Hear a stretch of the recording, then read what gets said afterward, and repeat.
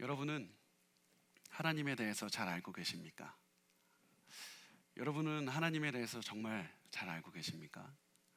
많은 분이 매주 교회에 나오고 또 하나님의 말씀을 듣고 말씀을 읽고 그러면서 하나님의 말씀을 잘 안다고 생각합니다. 그런데 다시 한번 좀 돌아봤으면 좋겠습니다. 여러분은 하나님에 대해서 잘 알고 있습니까? 예수님 시대에 있던 바리새인들은 이렇게 대답했습니다. 우리는 하나님을 잘 압니다. 우리는 정말 잘 압니다. 하나님은 거룩한 것을 좋아하시고 죄인들을 미워하십니다. 하나님은 나와 같은 거룩한 사람들을 좋아하시고 죄인들을 절대로 가까이 하기를 원하지 않으시는 분입니다. 그래서 죄인들을 멀리 하시고 나와 같은 자를 가까이 하시는 하나님을 나는 잘 압니다. 그래서 바리새인들은 예수님을 미워했습니다. 예수님은 항상 죄인들과 함께 있었습니다. 그들이 보기에 절대로 가까이 하면 안 되는 자들과 같이 있었습니다. 그래서 예수님을 도저히 용납할 수가 없었습니다. 자신들과는 도저히 저렇게 어울릴 수 없는 그런 죄인들과 같이 사는 예수님을 도저히 용납할 수가 없었습니다. 그래서 그들은 예수님께 대해서 자기들이 할 수 있는 최고의 저주를 퍼부었습니다. 그것이 무엇이냐면 누가복음 11장 15절에 나옵니다. 같이 읽겠습니다. 그 중에 더러는 말하기를 그가 귀신의 왕 바알세불을 힘입어 귀신을 쫓아낸다 하고, 바리새인들은 예수님이 귀신의 일을 한다고 생각했습니다. 하나님을 따르는 사람, 하나님을 잘 아는 사람이라면, 하나님의 마음을 갖고 있는 사람이라면 도저히 죄인과 같이 할 수 없을 것이다. 저 예수님은 그러므로 악마의 일을 하는 사람이다. 그렇게 저주를 퍼부었습니다. 그런데 바리새인들이 모르는 것이 있었습니다. 바리새인들은 하나님을 잘 몰랐습니다. 하나님의 말씀을 매일 연구하고 하나님의 말씀을 같이 계속해서 옆에 두고 공부했지만 그들은 하나님이 무엇을 기뻐하는지 무엇을 좋아하시는지 도저히 알 수가 없었습니다. 그렇게 예수님을 몰아붙이고 예수님에게 공격하는 이들에게 예수님은 오늘 이 말씀을 해주십니다. 그것이 우리가 오늘 읽은 탕자의 비유라고 잘 알려져 있는 말씀입니다. 예수님은 이 이야기에서 한 아버지와 두 명의 아들을 소개하십니다. 특히 처음에는 이 두 번째 아들이 등장하는데, 이 두 번째 아들은 나중에 학자들이 이 이야기를 보면 한 17세 이상 정도가 된 미혼의 아들이었던 것으로 그렇게 우리가 예상할 수가 있습니다. 어느 날 이 둘째 아들이 아버지에게 찾아와서 이렇게 얘기를 합니다. 아버지가 돌아가시면 나에게 주실 그 유산을 나에게 미리 주십시오. 이렇게 얘기를 했습니다. 그때 이 누가복음 15장 12절은 이렇게 말합니다. 우리 같이 읽겠습니다. 그 둘째가 아버지에게 말하되 아버지여 재산 중에서 내게 돌아올 분깃을 내게 주소서 하는지라 아버지가 그 살림을 각각 나누어 주었더니, 이 말은 그 당시 사회상으로 보면 너무나도 충격적인 말이었습니다. 도저히 자식으로서 부모한테 하면 절대로 안 되는 금기의 말이었습니다. 마치 아들이 한 말을 요즘 말로 풀어보면 이런 겁니다. 아버지는 내 인생에 방해만 되는 존재입니다. 아버지는 이 가정은 나한테 짐만 됩니다. 이 가정하고 나는 이제 연을 끊고 싶습니다. 아버지 나하고 이제 연 끊고 삽시다. 그러니까 아버지 죽으면 물려받을 재산 나한테 미리 주십시오. 난 아버지가 죽었으면 좋겠습니다. 제발 나하고 이제 연을 끊읍시다. 이렇게 했던 말이 이 아들이 이 12절에 했던 말이었습니다. 굉장히 충격적인 말이었습니다. 그래서 둘째 아들이 요구했던 것은, 당시 보면 아들이 그 자식들보다 그 첫째 아들이 2배를 받았습니다. 그래서 이 아들이 2명의 아들이 있었기 때문에 이 둘째 아들은 다른 형보다 적은 이제 전체 재산의 3분의 1을 받을 수가 있었습니다. 그래서 아들은 아버지에게 나에게 3분의 1을 재산을 달라고 요구를 했습니다. 그런데 이 말은 단순히 아버지에게 그냥 그렇게 했던 것이 충격적일 뿐만 아니라 당시 사회적으로도 엄청난 이야기였습니다. 당시 사회에서 아버지는 엄청난 권위가 있었습니다. 가정의 대표였습니다. 사회적으로도 가장 중요한 인물이 아버지였습니다. 그 누구도 아버지의 권위에 대항할 수가 없었습니다. 만약 어떠한 아들이 아무리 아버지가 사랑하는 아들이더라도 아버지의 권위에 대항한다면 반드시 그 대가를 치러야 됐습니다. 이 아버지는 그 아들의 이야기를 듣고 당장에 얼굴을 강하게 때리고 또 공개적으로 마을로 끌고 가서 큰 수치를 줄 수도 있는 것이, 그것이 어떻게 보면 그 당시에 당연한 사회적 관습이었습니다. 그런데 아버지는 아들에게 아무런 말도 하지 않습니다. 그냥 아들이 요구하는 그 재산을 나누어 줍니다. 아들에게 요구하는 그 땅도 주었고 돈도 주었고 가축들도 주었고 노예들도 주었습니다. 아버지는 아들에게 재산을, 둘째 아들에게 재산을 나눠주면서 나중에 굉장히 중요하게 등장하는 첫째 아들에게도 같이 재산을 분배했습니다. 이런 모습을 보면서 성경은 이 단어를 씁니다. 아버지가 살림을 나누어 주었다, 이런 표현을 씁니다. 살림이라는 표현을 쓴 이유가 있습니다. 살림을 뜻하는 헬라어 단어가 바이오스라는 단어인데 생명을 뜻하는 말입니다. 바이올로지를 뜻하는, 생물학을 뜻하는 바이오스라는 단어를 쓰고 있습니다. 왜 땅을 나눠주면서 이 바이오스, 생명이라고 말을 하고 있냐면 당시 유대인들에게서 땅은 너무나도 중요한 존재였기 때문입니다. 유대인들에게 있어서 땅은 이 조상 때부터 이 가문 전체가 계속해서 살아온 그런 삶의 자리였습니다. 이 땅을 통해서 이 아버지는 이 땅에서 태어났고 이 땅에서 먹을 것을 생계 유지를 했으며 결국 자기가 죽어서 묻힐 땅이었고 또 자기의 후손들도 대대로 이렇게 계속해서 살 땅이었습니다. 땅은 마치 이 가정에게, 아버지에게 생명과 목숨과도 같은 존재였습니다. 그래서 아버지는 이것을 바이오스, 목숨과 같은 그런 땅이라고 불렀고 이것을 아들에게 기꺼이 나누어 주었습니다. 왜 이렇게 나누어 주었을까요? 아버지가 아들을 말릴 수도 있었습니다. 너 무슨 얘기냐? 나를 떠나서 어디를 가느냐? 그런데 아버지는 말리지 않고 아무 말도 하지 않고 나누어 줍니다. 왜 그렇습니까? 아버지는 사랑은 강요해서 되는 게 아니라는 사실을 알고 있었습니다. 아들은 너무나도 아버지에 대해서 분노했고 그것을 내가 아버지가 그냥 강요하고 때린다고 해서 사랑을 이 아들이 곧바로 체험할 수 있는 것이 아니라는 사실을 알고 있었습니다. 사랑은 강제로 내 사람을 내 옆에 강제로 잡아두는 것이 아니라는 사실을 알고 계셨기 때문에 아버지는 사랑하는 아들이 아버지 죽었으면 좋겠습니다, 재산 좀 주십시오, 그렇게 할 때 아무 말도 하지 않고 아들에게 자기의 아들의 자유를 존중하는 마음으로 재산을 나누어 주었습니다. 이것이 아버지의 사랑이었고 이것이 하나님의 사랑입니다. 하나님은 우리에게 하나님의 사랑을 강요하지 않습니다. 하나님은 죄인들이 하나님을 싫다고 멀리 떠날 때 굉장히 우리를 그렇게 책망하시고 때리시는 것이 아니라 너무나도 자식을 사랑하는 마음으로, 죄인들을 사랑하는 마음으로 그 죄인의 자유를 존중하면서 가만히 두고 보고 계십니다. 이때 보면 둘째 아들은 아버지의 사랑을 잘 몰랐습니다. 아버지가 자기를 얼마나 사랑하는지 도저히 알지를 못했습니다. 자기를 얼마나 사랑하고 자기를 얼마나 아끼는지 도저히 가늠조차 할 수 없었습니다. 그래서 아버지에게 받은 그 재산을, 그 땅을 받았을 때 그 땅을 서둘러서 팔아버립니다. 누가복음 15장 13절 말씀을 우리 같이 읽겠습니다. 그 후 며칠이 안 되어 둘째 아들이 재물을 다 모아 가지고 먼 나라에 가 거기서 허랑방탕하여 그 재산을 낭비하더니, 둘째 아들은 아버지에게 재산을 받자마자 다 팔아서 현금화했습니다. 근데 당시 굉장히 중요한 것이 그 당시 법으로서는 땅을 아버지에게 받았다 손 치더라도 그 땅을 팔 권리가 아들에게 없었습니다. 아버지가 죽을 때까지 아들에게 잠시 경영권은 맡길 수 있지만 그 땅에서 벌어들이는 모든 수익은 다 아버지의 것이었고 그 땅을 팔 수 있는 권한도 아버지에게 있었습니다. 아버지가 죽어야만 이 아들에게 팔 수 있는 권한이 생겼습니다. 그런데 이 본문에서 아들이 땅을 팔았다고 얘기를 합니다. 어떻게 그렇게 할 수 있었습니까? 아들은 아버지가 죽으면 소유권을 금방 넘길 테니까 나에게 빨리 땅을 사시오. 나 지금 급합니다. 나 빨리 떠나야 됩니다.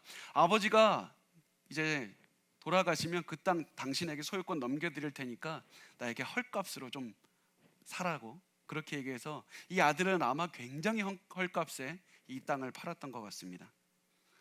그래서 이 땅을 부랴부랴 팔고 집으로부터 가장 멀리 떨어진, 자기가 아버지로부터 멀리 갈 수 있을 만큼의 그런 곳으로 이 아들은 떠났습니다.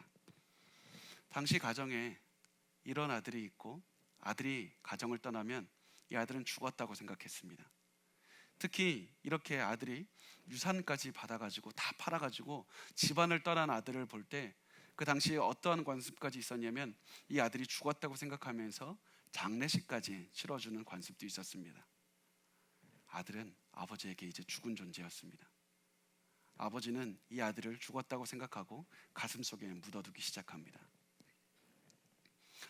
이 아들은 이방 지역에 도착했습니다. 그런데 그 지역에 도착하니까 여러분, 우리가 잘 압니다.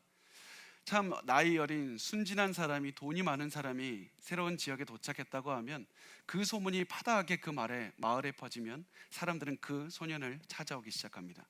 돈을 막 쓰게 합니다. 그 사람의 환심을 얻어서 그 돈을 자기에게 쓰게 합니다. 그리고 그 유혹해서 돈을 다 쓰게 한 다음에 아들이 돈이 다 떨어졌을 때 사람들은 다 떠나가 버렸습니다. 그리고 이 지역에 흉년이 들어서 먹을 것이 하나도 없게 되었습니다. 돈도 없고 아는 사람도 없고 도저히 할 수 있는 것이 없이 너무나도 외로웠습니다. 내가 너무나도 할 수 있는 것이 없다. 너무나도 추웠습니다. 내가 이러고 살다가는 내가 배가 고파서 굶어 죽겠다. 내가 너무나도 힘들다. 이런 생각이 들었습니다. 그러자 내가 어디 갈 데도 없어서 안면몰수하고 근처에 있는 부잣집 그 사람을 찾아갑니다. 나 좀 제발 먹을 것 좀 주십시오. 먹을 것 좀 주십시오. 그 사람은 귀찮아서 그 아들을 떼어버리려고 하지만 그 사람이 끈덕지게 매달립니다. 나 좀 제발 거두어 달라고. 그래서 이 사람이 돼지를 치는 일을 맡겨버립니다. 그런데 이 아들에게 너 돼지를 쳐라. 그래서 이 일을, 돼지에게 먹을 음식을 주는 것을 일을 맡긴 것이 아니라 당신 제발 나 좀 떠나가라. 너 저거라도 하면서 제발 나 좀 떠나가라고 하면서 너 그냥 가라. 이렇게 하면서 이렇게 요구를 했던 것이었습니다. 그런데 둘째 아들은 이걸 알면서도 더 이상 갈 데가 없습니다. 내가 갈 데가 없습니다. 내가 이곳마저 떠나면 내가 굶어 죽을 것 같습니다. 그래서 이 사람의 한 말의 의미를 알면서도 돼지가 있는 곳으로 갑니다. 돼지가 있는 곳에 가서 사람들이 도저히 먹을 수가 없어서 버리는 열매의 껍질들을, 돼지에게 주는 것들을 몰래 훔쳐 먹습니다. 돼지와 그 음식들을 먹기 위해서 경쟁합니다. 그 당시 유대인들의 입장에서 봤을 때 부정한 동물인 돼지들 사이에서 먹을 것을 준다는 얘기는 인간이 갈 수 있는 최악의 상태, 최하의 상태까지 갔다는 것을 표현하고 있습니다. 이때 굉장히 중요한 말이 나옵니다. 누가복음 15장 17절 말씀입니다. 같이 읽겠습니다. 이에 스스로 돌이켜 이르되 내 아버지에게는 양식이 풍족한 품꾼이 얼마나 많은가. 나는 여기서 주려 죽는구나. 나는 너무나도 배가 고프다. 너무나도 춥고 너무나도 아프고 내 몸에서 냄새가 납니다. 이 돼지 음식까지 훔쳐먹는 이 모습을 볼 때 너무나도 처절했습니다. 이때 아버지의 모습이 떠오릅니다. 우리 아버지 밑에서 일하는 사람들, 아버지 밑에서 일하는 품꾼들은 참 넉넉하게 먹었는데, 여러분, 그 당시의 품꾼은 노예보다도 더 낮은 그런 사람들을 의미했습니다. 품꾼은 어떠한 특정 기술도 없습니다. 거두어 두르는 사람도 없습니다. 일용직 사람들을 의미했습니다. 가장 그 당시에 가장 가난한 사람들, 그런 사람들을 의미했습니다. 둘째 아들의 머리에 등장하는 아버지의 모습은 이런 사람들까지도 넉넉하게 부어주시고 넉넉하게 먹을 것을 주면서 배고프지 말라고 베풀어 주시는 다정한 아버지였습니다. 용서하는 아버지였습니다. 내가 아버지에게만 가면 내가 이런 상황은 면할 수 있을 텐데. 그리고 나서 아버지에게 돌아갈 결심을 합니다. 여러분, 이것이 바로 회개입니다. 회개는 내가 무엇인가, 이 회개의 본질이 무엇이냐면, 죄의 본질이 무엇입니까? 내가 어떠한 율법을 어겼다, 내가 이런 죄를 저질렀다, 이것이 아닙니다. 죄의 본질은 무엇이냐면 내가 아버지의 마음을 알지 못해서 내가 멀리 떠났습니다. 아버지를 미워하는 마음으로 멀리 떠났습니다. 하나님을 떠나서 하나님이 아닌 다른 것으로 내 인생을 채우려고 했습니다. 열심히 인생을 채우려고 했는데 자꾸 내 인생에서 허무함이 가득합니다. 마치 뭔가 구멍이 뚫린 가슴처럼 계속해서 쏟아부어도 아무것도 채워지지가 않습니다. 그때 우리는 플랜 A가 실패했을 때 플랜 B를 또 등장시킵니다. C를 등장시킵니다. 내가 사람들로 채우면, 내가 사람들이 인정받으면 내가 이 허무함이 없어지겠지. 내가 가슴이 너무 아픈데 내가 정신과 상담을 받으면 내 영혼의 허무함이 사라지겠지. 내가 돈을 많이 벌으면, 내가 성공하면 사람들이 내 가슴을 채워주겠지. 술을 마시면 어떨까? 여러 가지로 계속해서 채웁니다. 채우면 채울수록 내가 너무나도 가슴이 허무하고 너무나도 힘듭니다. 그리고 결국에서는 하나님이 떠난 내 인생을 봤을 때, 내 인생은 도저히 파산났구나. 내가 할 수 있는 게 더 없다. 내가 갈 수 있는 곳도 없고 나를 받아들여주는 사람도 없고 나 너무 외롭다. 하나님이 아니면 나를 받아줄 곳이 없다는 사실을 깨닫게 됩니다. 이것이 회개입니다. 하나님이 아니면 나를 받아줄 분이 없습니다. 나를 용서하시고 내가 돌아갔을 때 나를 안아주시는 그 하나님 아버지를 생각하고 그것을 하나님께 돌아가는 것이 회개입니다. 이것을 깨닫자마자 둘째 아들은 아버지에게 돌아가서 할 말을 연습합니다. 내가 아버지한테 무슨 말을 할까? 내가 돌아갔을 때 아버지에게 어떻게 말을 해야 될까? 아버지한테 내가 그렇게 큰 죄를 지었는데 내가 무슨 말을 해야지 아버지 날 용서하실까? 그러면서 이렇게 말을 합니다. 누가복음 15장 18절에서 19절 같이 읽겠습니다. 내가 일어나 아버지께 가서 이르기를, 아버지, 내가 하늘과 아버지께 죄를 지었사오니 지금부터는 아버지의 아들이라 일컬음을 감당하지 못하겠나이다. 나를 품꾼의 하나로 보셔서 하리라 하고, 내가 아버지를 떠날 때 그렇게 아버지를 무시하고 그렇게 아버지에게 수치를 줬고 그렇게 동네에 망신을 줬으니까 이제 내가 아들로 나를 여기지 않으실 거야. 아버지는 내가 떠났을 때 장례식까지 치르셨겠지. 내가 아버지에게 내가 아들로 받아들여 달라는 그 말을 해도 쉽게 받아들여 주지 않으실 거야. 그래서 나를 일용직 일꾼으로 삼으소서, 나를 품꾼으로 여기소서. 당시 어떤 관습도 있었냐면, 아들이 아버지에게 손해를 끼쳐서 떠났을 때 다시 돌아오고 싶다면 그 아버지에게 손해 끼친 것들을 적절하게 배상하고, 또 일정 기간 동안 아버지에게 잘못한 것을, 아들이 망신을 당하게 한 것을 아들이 그동안에 이제 수치를 일정 기간 동안 당하게 하면 아버지가 그 모습을 보고 아들로 다시 한번 받아들여주는 그런 관습도 있었습니다. 그래서 둘째 아들은 이렇게 생각한 겁니다. 아버지 나 금방 받아들여주지 않으실 거야. 아버지가 처음에 돌아갔을 때 좀 냉랭하겠지. 그렇지만 우리 아버지 용서하시는 분이야.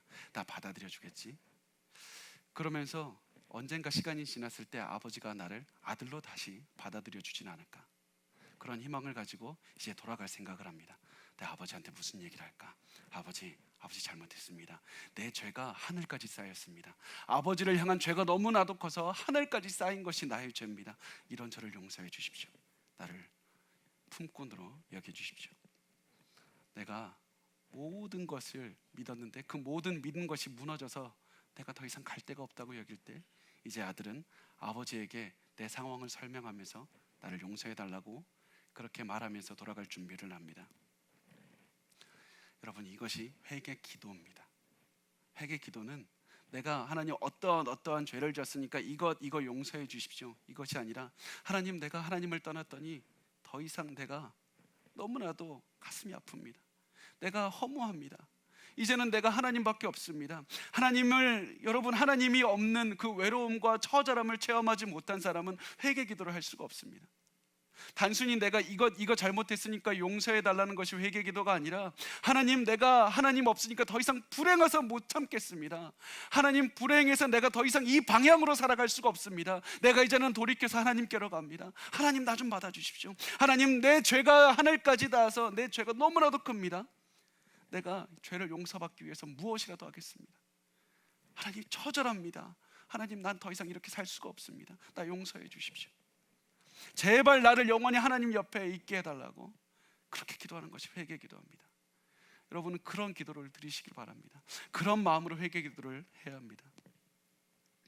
자, 이런 마음으로 아들이 이제 아버지께 계속해서 연습하면서 갑니다. 내가 아버지를 만나면 이렇게 해야지, 이렇게 말씀드려야지, 사람들이 뭐라고 얘기하면 나 어떻게 행동해야지, 계속해서 머리를 되뇌면서 아버지께 갑니다. 그런데 이 아들이 마을 입구에 들어서기도 전에 엄청난 일이 벌어집니다. 도저히 자기가 상상하지도 못했던 일이 벌어집니다. 누가복음 15장 20절 말씀입니다. 같이 읽겠습니다. 이에 일어나서 아버지께로 돌아가니라. 아직도 거리가 먼데 아버지가 그를 보고 측은히 여겨 달려가 목을 안고 입을 맞추니, 아버지는 자신을 떠난 아들이 실패할 줄 알았습니다. 잘못될 줄 알았습니다. 결국 파산할 줄 알았습니다. 아버지의 사랑을 떠나서 아들이 어떻게 될 줄 알고 있었습니다. 그래서 아들이 언제 돌아올까 계속해서 기다리고 아들을 찾고 있었습니다.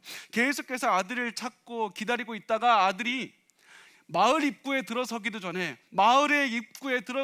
그것을 발견한 순간 갑자기 달려가기 시작합니다.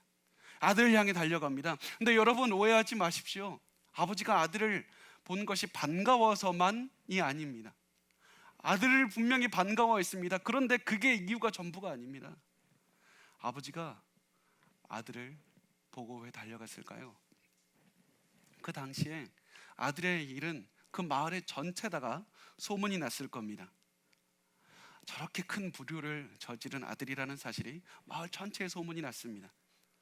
그래서 이런 아들이 돌아올 때는 보통 아버지가 냉랭하게 대해야 되고, 이 마을 한가운데 며칠이라도 서서 아들이 마을 사람들로부터 수치와 모욕을 당하는 것이, 그것이 관례였습니다. 아버지를 무시한 아들이 이런 수치를 당한다는 것을 보여주면서 아버지의 명예도 세워야 됐습니다. 아들이 그것을 통해서 진심이라는 사실도 증명해야 됐습니다. 아버지의 영광을 보여주는 일은 이거밖에 없었습니다. 그래서 아들은 고통을 당하는 행위를 통해서 아버지에게 죄를 용서받아야 됐습니다.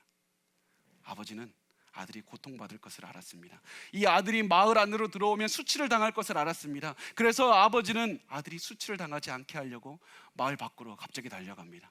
마을 한가운데를 통해서 달려가기 시작합니다. 여기에서 너무나도 큰 사건입니다. 사람들은 너무나도 놀랐습니다. 왜냐하면 그 당시에 이런 아버지와 같은 신분이 높은 분들은 절대로 뛰질 않았습니다. 절대로 뛰지 않았습니다. 특히 남자들은 절대 뛰지 않았습니다. 왜 뛰지 않았냐면, 이 당시 사람들은 이 원피스와 같이 통이 긴 그런 옷을 입고 다녔고, 절대로 다리를 노출하지 않았습니다. 다리를 노출하는 것이 수치라고 느꼈기 때문입니다. 그런데 이렇게 통이 긴 옷을 입고 있는 사람이 달리기 위해서 어떻게 해야 됩니까? 이것을 들어 올려야 됩니다. 자기의 다리를 노출해야 됩니다. 자기의 다리를 노출해서 달려야 되는데, 대낮에 아들이 다가왔다는 그 소식을 들은 순간 아버지는 이 자기의 옷을 들어올리고 자기의 다리를 노출하고 끝까지 갑자기 달려가기 시작합니다. 마을 한가운데를 통해서 달려가기 시작합니다. 아들이 수치를 당하지 않게 하기 위해서 아버지가 수치를 당하고 있습니다. 아들이 손가락질 당하게 하지 않기 위해서 아버지가 창피를 당하고 있습니다. 그렇게 해서 아들이 마을에 도달하지 않게 하기 위해서 달려갔다가 아들이 입구에 들어오기 전에 아버지는 그 아들을 만나서 와락 껴안고 아들의 머리 전체에다가 입맞춤을 붓기 시작합니다. 아들은 너무나도 놀랐습니다. 어떻게 이게 가능할까? 그러다가 아버지가 아들이 어떠한 행동도 하기 전에, 내가 잘못했다고, 내가 그런 잘못을 증명하기 전에 아버지가 갑자기 아들로서 너는 품꾼으로 될 그런 존재가 아니라 내 아들이다, 내가 용서해 주셨다고 말하면서 어떻게 행동합니까? 누가복음 15장 22절 말씀입니다. 같이 읽겠습니다. 아버지는 종들에게 이르되 제일 좋은 옷을 내어다가 입히고 손에 가락지를 끼우고 발에 신을 신기라. 그 당시에 입는 제일 좋은 옷은 누구의 옷이냐면 아버지가 입는 옷입니다. 아버지가 가장 좋은 연회 때, 가장 좋은 특별한 날에 입는 아버지 옷입니다. 손에 가락지는 어떤 반지냐면 인장 반지입니다. 그것으로 도장을 찍으면 그 도장 찍힌 문서는 다 아버지가 다 직접 인정한 그런 가문의 공식적인 문서가 됩니다. 그리고 신발을 신겼습니다. 당시 노예는 신발을 신지 않았습니다. 주인의 가족만이 신발을 신었습니다. 아버지가 이미 아들이 어떠한 행동도 하기 전에 아들로 인정해 주셨습니다. 다 용서해 주셨습니다. 아들의 신분을 회복시켜 주셨습니다. 아들이 이제 신분을 회복했습니다. 그러니까 이제 마을로 돌아가도 아무도 그 아들에게 뭐라고 할 수가 없습니다. 아들은 이미 아버지에게 있어서 인정을 받았습니다. 용서를 받았습니다. 아무도 그 사람을 아무로 말하고 할 수가 없습니다. 이렇게 하신 다음에 누가복음 15장 23절에서 24절 우리 같이 읽겠습니다. 그리고 살진 송아지를 끌어다가 잡으라. 우리가 먹고 즐기자. 이 내 아들은 죽었다가 다시 살아났으며 내가 잃었다가 다시 얻었노라 하니 그들이 즐거워하니라. 당시 잘 사는 가정에서는, 정말 이런 큰 귀족의 가정에서는 이런 굉장히 큰 연회 때 쓰기 위해서 살진 송아지 한 마리씩 키웠습니다. 굉장히 중요한 잔치 때 이 송아지를 잡았습니다. 이 송아지를 잡으면 보통 200명 정도가 먹을 수 있는 양이었다고 합니다. 그래서 이 아버지는 말합니다. 다 여기 이 사람들에게 가만히 뒀으면 이 아들에게 수치를 주고 모욕을 줬을 이 사람들에게 다 초대하면서 우리 다 같이 잔치하자. 우리가 처음엔 이 아들이 죽었다고 생각하면서 장례식까지 치렀는데 그 아들이 이제는 돌아왔다. 이 아들이 살아났다. 너무나도 기뻐서 그 모든 마을 사람들을 다 초대해서 잔치를 베풀었습니다. 아들에게 수치를 주어야 되는 그런 사람들을 초대해서 오히려 이 아들을 보고 기뻐하게 했던, 그것이 아버지의 사랑이었습니다. 이 둘째 아들은 이 아버지의 모습을 보면서 이게 아버지의 사랑이구나. 내가 아버지를 몰랐구나. 내가 지금까지 아버지 옆에서 살면서 아버지를 잘한다고 생각했는데 내 아버지를 몰랐구나. 우리 아버지는 나를 사랑하시고 나를 용서하시고 나를 위해서 기꺼이 수치를 당하시는 분이구나. 우리 아버지는 나를 너무 사랑하시는 분이다. 그것을 둘째 아들은 비로소 깨닫게 되었습니다. 그리고 아버지의 사랑에 압도된 이 아들은 드디어 아버지와 관계가 회복이 되기 시작합니다. 여러분, 이것이 우리가 회개할 때 하나님의 모습입니다. 하나님은 우리가 회개할 때 우리를 너무나도 크게 용서해 주십니다. 우리가 죄를 용서받기 위해서 어떠한 행동도 한 것이 없습니다. 어떠한 죄를 용서받기 위한 어떠한 자격도 없습니다. 하나님께 우리는 이 말만 했던 겁니다. 하나님 없는 곳의 인생은, 내 인생은 흉년과 같습니다. 아무도 없습니다. 너무 처절했습니다. 너무 불행했습니다. 나 이제 하나님께 돌아가기를 원합니다. 그렇게 얘기를 하면서 하나님께 돌아왔던 것뿐인데, 하나님께서는 그것을 보시고 우리가 어떠한 이 죄의 용서를 받기 위해서 어떠한 행동도 하지 않았고 어떠한 수치도 받지 않았고 어떠한 일도 하지 않았지만 하나님이 우리 대신 수치를 당하시고 우리 대신 고통을 당하시고 우리를 용서해 주시고 우리를 너는 내 아들이다, 너는 내 딸이다 용서해 주시고 인정해 주신 것이 바로 하나님의 그런 모습입니다. 우리가 아무런 행동도 하지 않고 하나님께 회개만 했던 그 모습을 보시고 하나님은 우리를 용서하시고 우리를 결국 구원해 주십니다.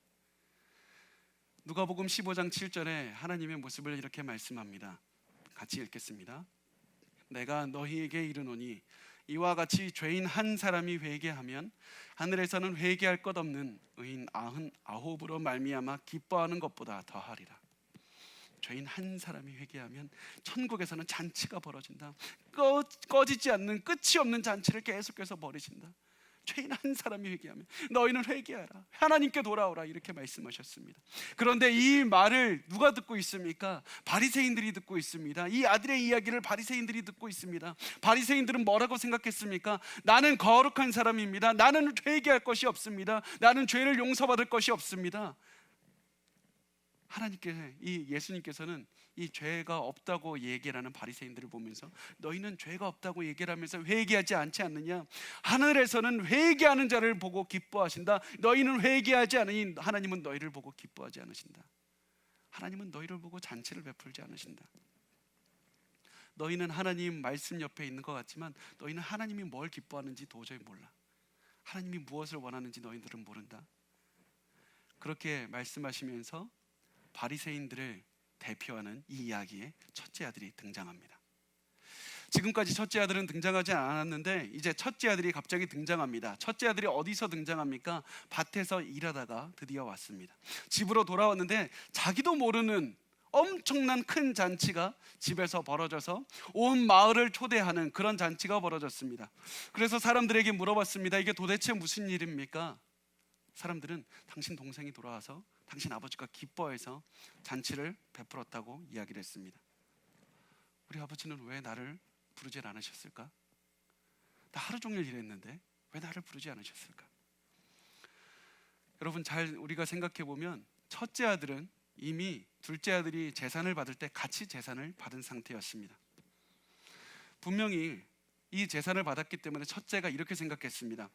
아버지가 사는 집도 내 집이고 아버지가 잡은 소도 내 소고 아버지가 지금 베풀고 잔치를 위해서 쓰고 있는 재산도 다 내 재산인데 아버지는 왜 나한테 상의 한마디 하지 않고 저렇게 다 주실까? 여러분, 제가 아까 말씀드렸듯이 당시 유대법은 아버지가 자식에게 재산을 준다 할지라도 죽을 때까지, 아버지가 사망할 때까지 소유권은 아버지에게 있습니다.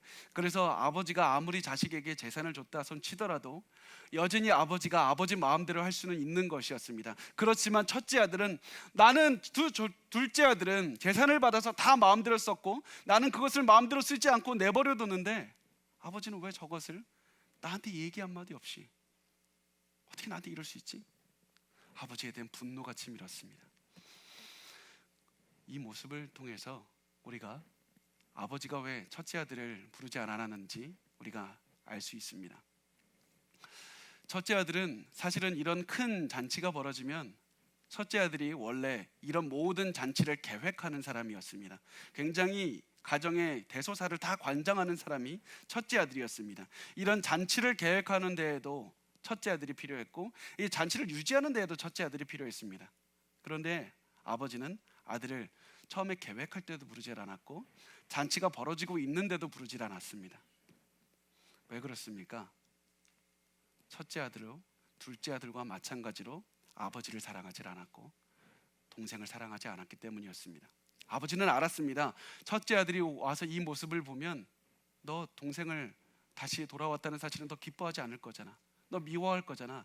너 나와 계속해서 같이 있지만 너 나를 사랑하지 않지 않니? 첫째 아들이 만약에 아버지를 사랑했다면, 야, 아버지께서 이렇게 기다리던 그 아들이 왔을 때 아버지가 너무나도 기뻐하겠구나, 이 생각을 하면서 아버지가 기쁘니까 나도 기쁩니다, 이렇게 얘기를 했을 겁니다. 만약에 첫째 아들이 동생을 사랑했다면 동생이 아버지를 떠난다고 했을 때 찾아가서 너 왜 그렇게 했느냐, 너 그렇게 하지 마라, 너 아버지를 사랑하면 그렇게 하면 안 된다. 첫째 아들은 계속해서 방관자로 있었습니다. 첫째 아들은 계속해서 지금까지 아버지의 말을 잘 듣는 것처럼 보였지만 마음속에 분노가 치밀고 아버지를 향한 분노가 가득한 마음으로 살았습니다. 첫째 아들은 아버지 옆에 있었지만 아버지의 마음을 몰랐고 아버지의 관계를 맺지 않았습니다. 그래서 아버지가 나에게 올 재산을 썼다는 생각을 했을 때 분노가 치밀었습니다. 그렇게 해서 어떻게 말씀합니까? 누가복음 15장 28절 말씀 우리 같이 읽겠습니다. 그가 노하여 들어가고자 하지 아니하거늘 아버지가 나와서 권한대 그는 잔치에 참여하지 않겠다고 하면서 잔치에 들어가질 않습니다. 이런 행동은 둘째 아들이 했던 것과 마찬가지로 아버지의 권위에 정면으로 도전한 겁니다. 정면으로 아버지에게 수치를 준 겁니다. 아버지에게 망신을 준 겁니다. 그래서 아버지는 이런 아들을 봤을 때 당장에 불러들여서 얼굴을 때리고 전체 사람들에게, 마을 사람들에게 공개적으로 망신을 줘도 되는 그런 상황이었습니다. 그런데 둘째 아들이 잘못했을 때 사랑으로 돌봐주셨던 아버지는 첫째 아들이 또 잘못해도 또다시 아들을 불러오는 것이 아니라 망신을 당하고서라도 또 아들을 찾아갑니다. 이 아들에게 아버지는 가서 이렇게 얘기를 합니다. 야, 잔치에 들어와라, 이렇게 권합니다.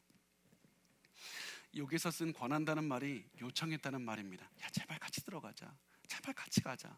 너도 같이 이 동생이 회복되는 것을 보고 너도 좀 같이 즐거워하자.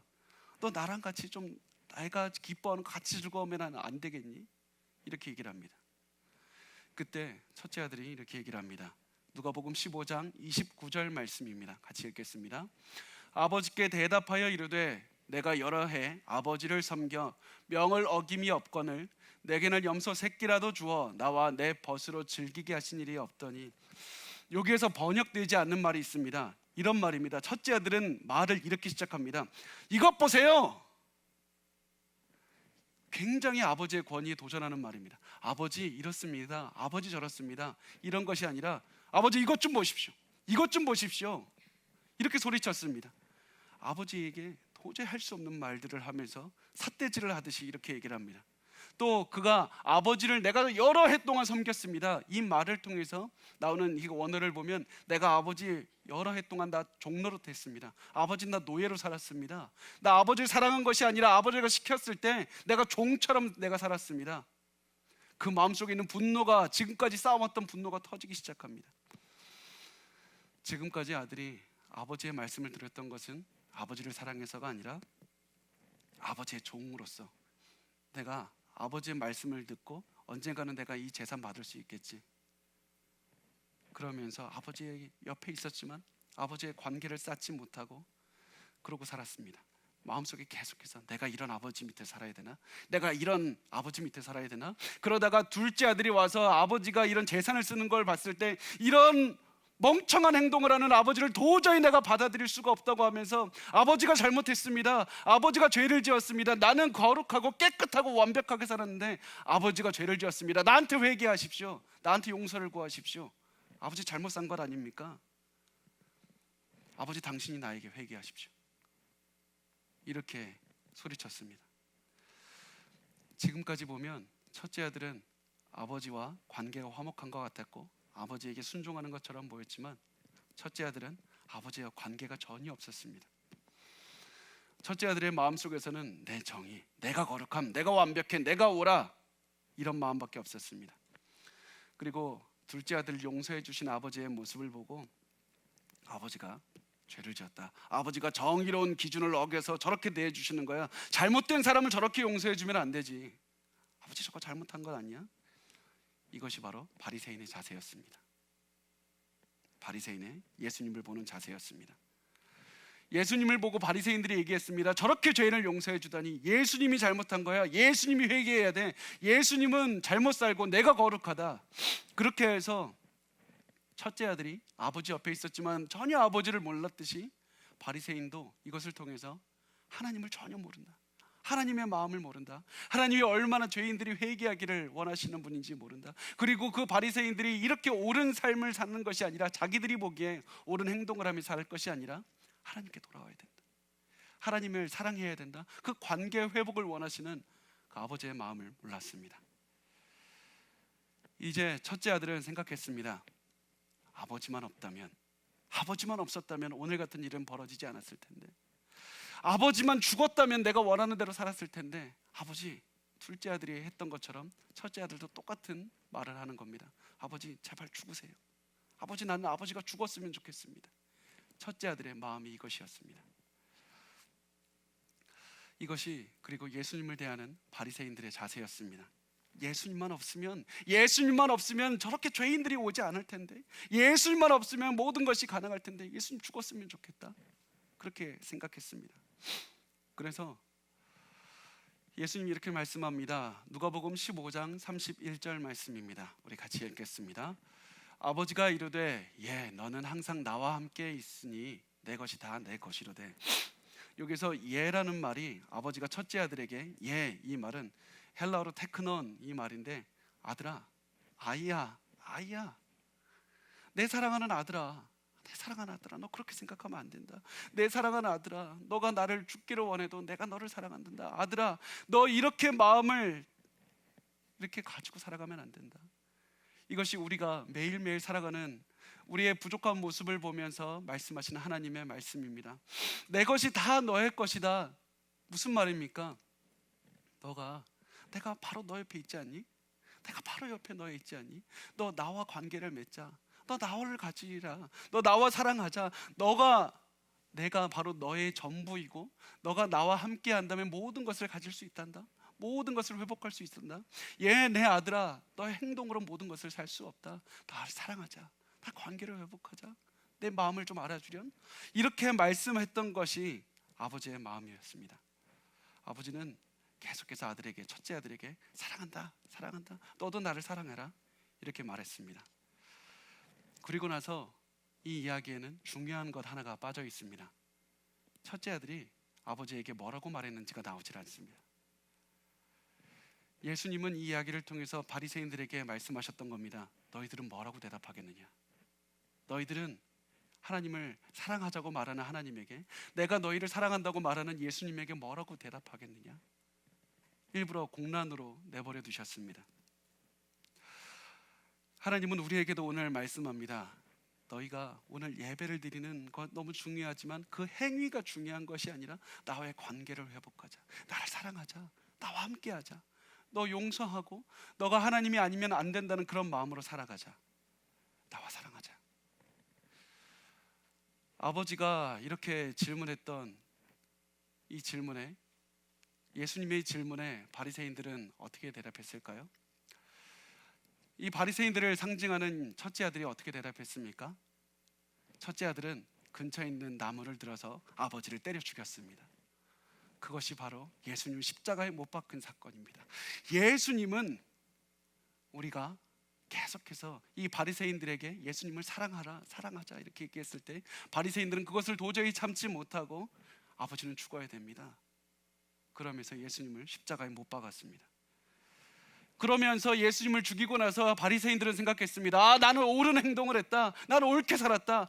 이 예수님은 죽어 마땅하고 나는 옳다. 이것이 하나님께서 원하는 행동이라고 생각했습니다. 바리새인들은 하나님의 마음을 몰랐습니다. 바리새인들은 하나님을 전혀 몰랐습니다. 우리가 한번 돌아봤으면 좋겠습니다. 우리는 둘째 아들처럼 살고 있지는 않습니까? 아니면 첫째 아들처럼 살고 있지는 않습니까? 우리는 아버지의 마음을 깨달았으면 좋겠습니다. 아버지는 우리가 돌아올 때 기뻐하면서 맞아주시는 그런 사랑의 아버지이고 용서하시는 하나님입니다. 예수님은 우리를 너무나도 사랑하셔서 우리와 관계를 맺자, 우리와 사랑하자 이렇게 말씀하시는 분입니다. 요한일서 1장 9절입니다. 우리 같이 읽겠습니다. 만일 우리가 우리 죄를 자백하면 그는 미쁘시고 의로우사 우리 죄를 사하시며 우리를 모든 불의에서 깨끗하게 하실 것이요. 예수님은 우리를 위해서 온갖 수치를 당하시면서도 우리에게 돌아오라고 말씀합니다. 우리가 이제 진정한 회개를 하고 하나님께 돌아갔으면 좋겠습니다. 하나님이 아닌 인생은 다 더 이상 살 수가 없습니다. 하나님께 돌아가기를 원합니다. 예수님은 우리에게 오늘도 말씀하기 때문입니다. 나와 사랑하자. 여러분, 이 하나님의 사랑하자는 음성을 꼭 들으시기 바랍니다. 그것을 듣지 못한다면 우리는 아무런 신앙생활을 제대로 하는 것이 아닙니다. 하나님, 우리가 하나님을 떠나서는 도저히 살 수가 없습니다. 이 사실을 인식하고 우리 하나님께 돌아갔으면 좋겠습니다. 여러분, 세상은 여러분의 갈망을 채워줄 수 없습니다. 세상은 여러분을 분노하게만 할 뿐입니다. 허망하게만 할 뿐입니다. 하나님은 여러분과 친밀한 관계를 맺기를 원하십니다. 사랑하자고 말씀합니다. 내 아들아, 내 딸아, 나와 사랑하자. 여러분, 우리가 돌아갈 때 하나님은 우리를 그냥 안아주실 뿐만 아니라 우리를 위해서 영원히 끝나지 않는 잔치를 베풀어 주시는 그런 하나님입니다. 우리 오늘 우리의 마음을 돌이켜서 하나님께로 돌아갔으면 좋겠습니다. 그리고 이렇게 고백합시다. 하나님 사랑합니다.